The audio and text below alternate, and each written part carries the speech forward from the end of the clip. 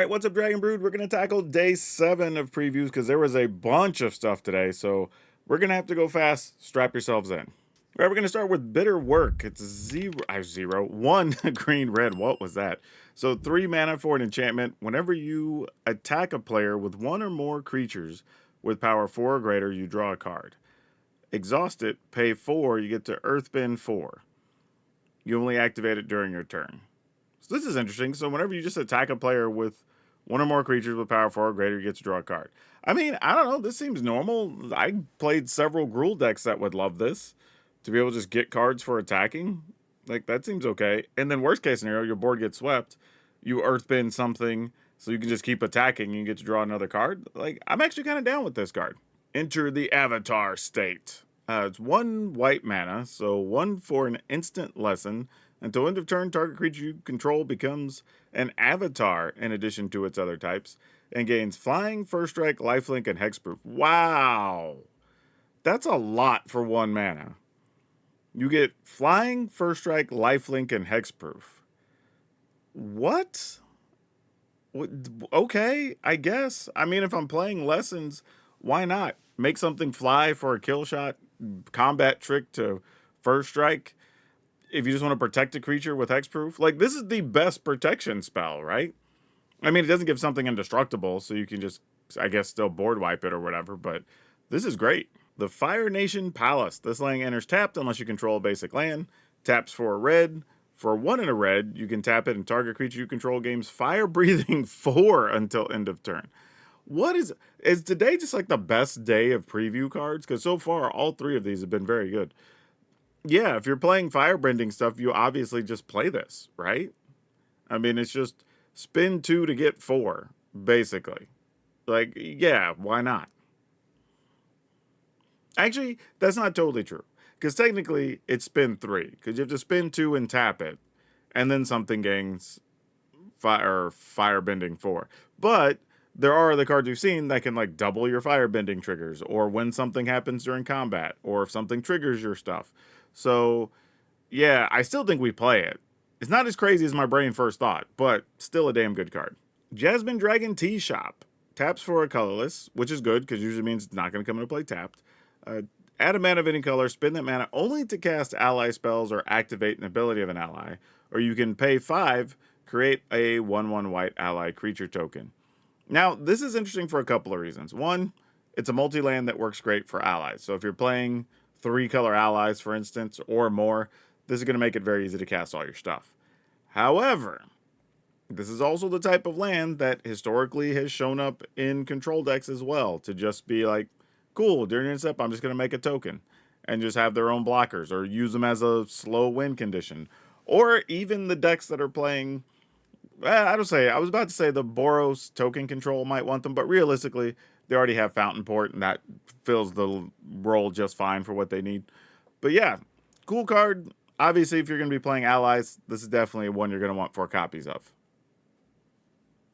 Earth Kingdom Jailer. 2 and a white for a 3/3. When this creature enters, exile up to 1 target artifact, creature, or enchantment an opponent controls with mana value 3 or greater until this leaves the battlefield.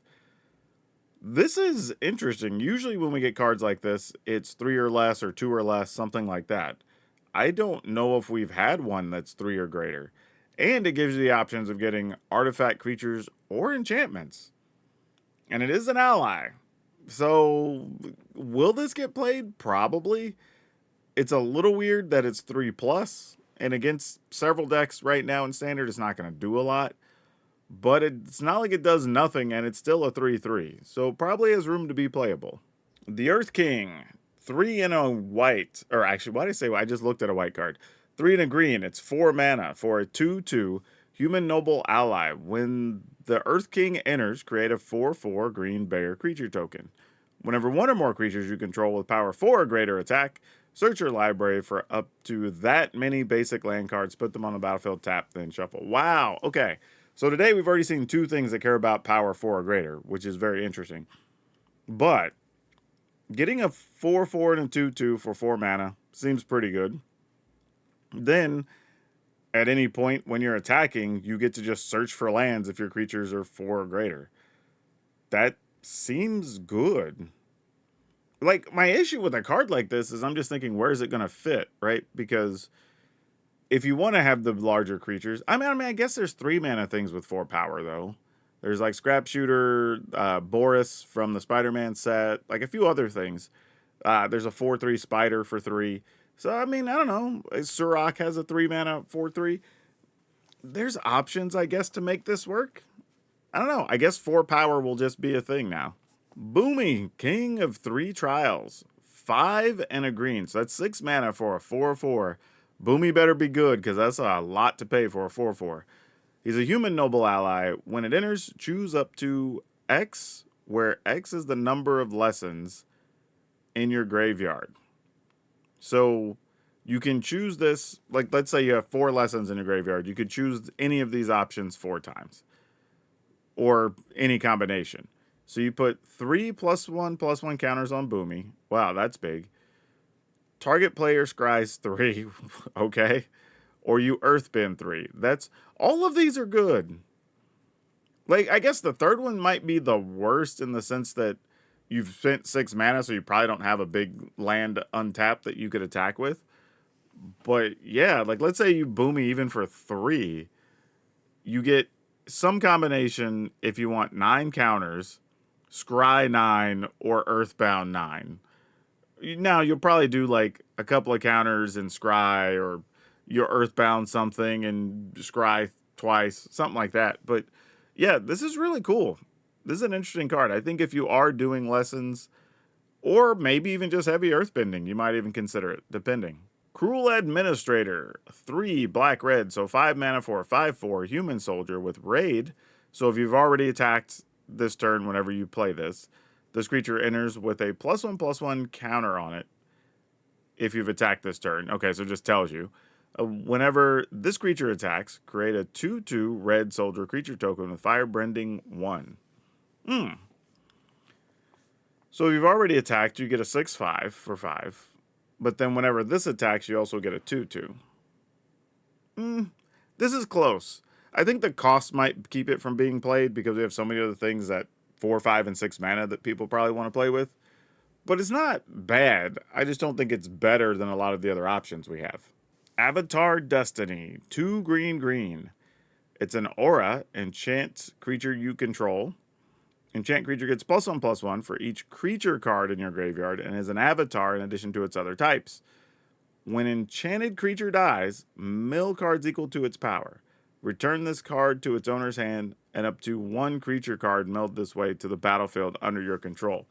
Gee, boss. Okay. Alright, so for 4 mana, you have a creature that gets +1/+1 for each creature in your graveyard, becomes an avatar. That's already fine for most creature decks. Probably going to be like a +2 or something, like nothing crazy. But then, when it dies, you mill cards equal to its powers. Let's assume the creature's at least like a 5, right? So you mill 5, return this to your hand, no matter what, and you return a creature card from graveyard to the battlefield. So you're set up to do this again with Avatar Destiny. This is cool. It's even protection against sweepers and stuff. Like, I don't have a problem with this. This is a interesting card. Very cool. Weird design, but I dig it. Fire Navy Trebuchet. 2 and a black for an 0/4 wall. Defender. It has reach, which makes sense. It's a trebuchet. Whenever you attack, create a 2/1. Well, it's just not when this attacks, just whenever you attack. Create a 2/1 colorless construct artifact creature token with flying named Ballistic Boulder that's tapped and attacking. Sacrifice a token at the beginning of the next end step. Okay, I don't know if this card's any good, but it's really cool as a design. So if you attack with something else, the trebuchet fires a ballistic boulder, and then it goes away at the end of turn. Like, that's kind of cool. I mean, is it good, playable? I don't know. If you just have something that absolutely needs tokens, or even unlimited, giving you something like a block flyers and you get a free attacker, like, sure. But I don't think we're playing it in most 60 card decks. Iroh's Demonstration. 1 and a red for sorcery. That's a lesson. Choose 1. It deals 1 damage to each creature your opponent controls, or it deals 4 damage to target creature. Okay, this is fine. 2 to deal 4 to a defender, or actually to a defender, to a creature, or you just deal 1 to everything. Like, that's fine. Actually, not even to everything, just to your opponent's stuff. So yeah, this is fine. It's probably more of a sideboard playable card, but it could probably get some action. Raven Eagle, 2 and a black for a 2/3 bird assassin. As flying, whenever this creature enters or attacks, exile up to 1 target card from a graveyard. If a creature card was exiled this way, create a clue token. Whenever you draw your second card each turn, each opponent loses 1 life and you gain 1 life. This is fine. I think it's playable, but it's going to need the right metagame, right? Obviously, it's one of the best creatures if you're going to be worried about graveyard things. Because you just play it, get rid of a problem card, you go to attack, get rid of a problem card, and you're collecting clues, which there have been a lot of things that want you to have clues or artifacts you can sacrifice. So it could find a home. The life gain thing is nice. It's a cool little bonus. Don't know how much that matters, but it's neat. The Boulder, ready to rumble. 3 and a green. Fill 4 mana for a 4/4 human warrior performer. Whenever the Boulder attacks, Earthbend X, where X is the number of other creatures you control with power 4 or greater. So there's another 4 or greater thing. This is just cool. You attack, you get to Earthbend something. Okay. Like, it's just a bonus. The only downside is, oh no, it actually just says the number of creatures you control. I thought it said the number of other creatures you control. So yeah, so no matter what, you're going to Earthbend 1 at a minimum. So yeah, I'm here for it. This is kind of cool. It's not great. I mean, it's an uncommon. It's fine. But if you're already doing the power 4 greater thing, why not? Boomerang Basics. A blue mana for a sorcery lesson. Return target non-land permanent to its owner's hand. If you control that permanent, draw a card. Okay, it's a bounce spell with upside if you bounce your own thing because it's a sorcery. Cool. Playable. Nothing crazy. Destined Confrontation. 2 white. So 4 mana for sorcery. Each player chooses any number of creatures they control with total power 4 or less, then sacrifices all other creatures they control. As expected, we already have our second sweeper in the set. Why? Okay. Again, we're going to do this every time. This is just going to become our meme. But Watsy, why? Why do we need one? All right, I will concede that if you just want to put one, I don't think we need it. Standard's 3 years long. We already have, like, I don't know, at least 12 viable sweepers you can play, and then probably another 15 that are situationally good, depending on the deck. We don't need any more sweepers. I would rather see other cool cards in these slots. Why do we have so many? We already have another one in the set that's actually reasonable and playable. And then technically kind of sort of one that's also a saga. But, like, why? Why do we need this? Like, we just don't. I mean, I don't even know if this one gets played that much. It's an uncommon, so it's not a rare, at least like the other one, so that's good. The downside is this is going to show up in drafts a lot for people. And it's going to make drafts very long because you're going to be offing a bunch of things. But either way, I guess it's fine, but I'm not excited about it. Earth Kingdom Protectors. A white mana for a 1/1 human soldier ally with vigilance. Sacrifice this creature, another target ally you control gains indestructible into a turn. Just solid. Nothing more to say about this. If you're playing allies, play it. It protects your other things, gives something indestructible. Thumbs up. Sandbender Storm. 3 and a white. Instant, choose one. Destroy target creature with power 4 or greater. Earthbend 3. Earthbend on a white card. I don't know how many of those we have in the set, but yeah, it's fine. It's a common. It's an instant. I don't know if we'd actually play it in an Earthbend deck or even as removal, but for limited, solid. Fatal Fissure. 1 and a black. Choose target creature. It's an instant. When this creature dies this turn, you Earthbend 4. Huh. So 2 mana instant. You just choose a creature that looks like it's already going to die, and then you get to Earthbend 4. Okay. I don't know when we'd ever really use this in Constructed, but it's not awful. I mean, it's probably the most I can say about it. Yeah, this one I don't think we're going to find any room for. Wolfbat. 2 and a black for a 2/2. Wolfbat, obviously. Flying. When you draw your second card each turn, you can pay a black. If you do, return this card from a graveyard to the battlefield with a finality counter on it. it's neat, but I think we have enough things that care about drawing your second card that this one won't be able to make the cut. Combustion Man. 3 red for a 4/6 human assassin. When Combustion Man attacks, destroy target permanent unless its controller has Combustion Man deal damage to them equal to its power. Ooh, so that's fun. So this just attacks, you get to destroy something, and your opponent has to decide, I'm either taking 4 or keeping this thing. This is kind of a dope card. I don't know how good it is. I mean, 5 mana for a 4/6 and blah, blah, blah. And like, it has to attack to do its thing. Cool. It probably doesn't see that much play, but it's a neat design for a card. Combustion Technique. 1 in red. Instant. Lesson. Deals damage equal to 2 plus the number of lesson cards in your graveyard to target creature.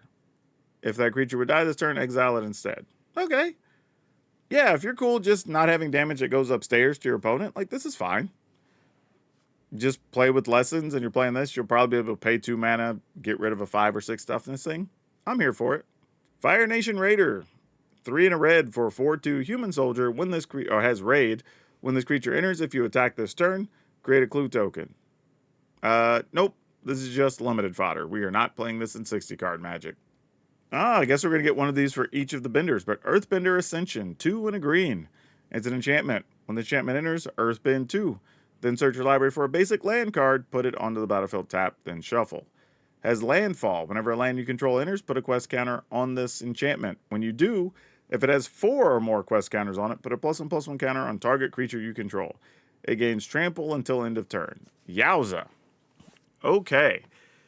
Earthbend 2 straight up. Search your library for a basic land. Like, this is just the best 3 mana, land fetcher, right? You pay 3, you get a land, you get a 2/2 creature. That's like the worst case scenario that happens.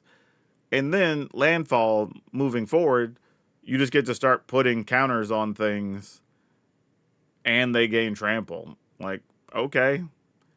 I mean, obviously, if you're doing earthbending and fetching lands or whatever, this is a card you want. But I'm wondering if this could show up in some decks that aren't even necessarily earthbending. Like, are there just some landfall decks that want to do this? Or some mono green builds that might want to do this? I don't know. But so far, the 2 Ascensions we've seen are both pretty good. Kyoshi Island Plaza, 3 in a green for a legendary enchantment Shrine. When this enters, search your library for up to X basic land cards where X is the number of shrines you control. Put those cards onto the battlefield tap, then shuffle. Whenever another shrine you control enters, search your library for a basic land, put it on the battlefield tap, then shuffle. Yeah, this is solid. If you're doing the shrine thing, you're definitely going to play this. It doesn't really fit much anywhere else, but cool card nonetheless. Professor Zai, Anthropologist. It has 2 split mana, so your choice of is it red or blue. Human Advisor Ally. You tap it to discard a card, draw a card. Or you pay 1 and tap it. Return target instant or sorcery card from your graveyard to your hand. Activate only during your turn. I mean, it's a 0/3 for 2. It can be played in red or blue decks. It's an ally. I mean, maybe. There's probably a world where this fits in some type of lesson deck, potentially more than anything else. We'll see. It's possible. But I wouldn't hold my breath on a card like this. I think it's just kind of slow to get your value out of it and get it going. And it doesn't really do much. It kind of depends on other cards to do its thing. So not really feeling it, but I wouldn't be surprised if somebody works hard and turns it into a little bit of a mini engine on something. Yeah, I got to say, today felt like the best day of preview since day 1, which is crazy because there was all kinds of stuff here. Also, thinking about that ally land, you may not even play it in allies. There's enough creatures in this set, especially say you're doing earthbending or waterbending or whatever, airbending, that a bunch of those creatures you want to play just happen to be allies. So it's possible you even put the land in those decks just because. But I don't know. There's a lot to talk about today. Y'all let me know. Maybe I'm wrong on some of these. Y'all disagree. Whatever. I'd be curious to know. But, like always, that's all I have for now. We'll see you next time.